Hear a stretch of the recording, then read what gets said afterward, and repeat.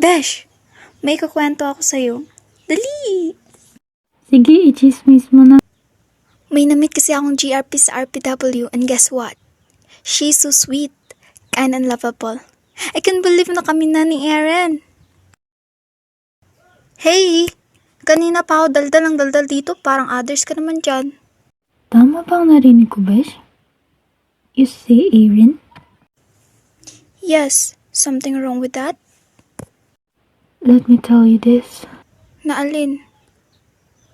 Na ako si Erin. Perry. Ano? Iisa lang kayo na Aaron? Sorry, Besh. This is a mistake na nagawa natin. Mistake? How can you say so? Dahil mag-best friend tayo. The fake world is so small, kaya nangyari sa atin to. Ano pala ngayon kung maliit ang fake world? Wala namang masama na nagmamahalan tayo eh. Anong mali, Besh? I don't see anything wrong. Have you forgotten na nasa RPW tayo that time? We need to wake up. Wake up from what? Nawalang tayo.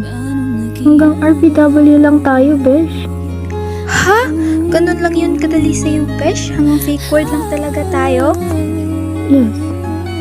I do respect our friendship. We can ruin it just by being lovers. No. We're not meant to be. You deserve a girl na mamahalin ka. Huwag mo nga akong ganyanin. Tayo na lang oh. I love my boyfriend. Mahal din kita, Besh, pero hindi nahihigit ang pagmamahal na meron tayo. Pero kung sisirain ng love ang friendship natin, please, tapos ng lahat sa atin. I have to go.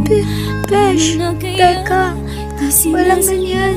Di kayang magtapat ang puso ko. Bakit sa dinami-rami ng kaibigan ko? Ikaw pa, paano na kaya? Di sinasadya, di kayang magtapat ang puso ko. Hirap nang umibig sa isang kaibigan.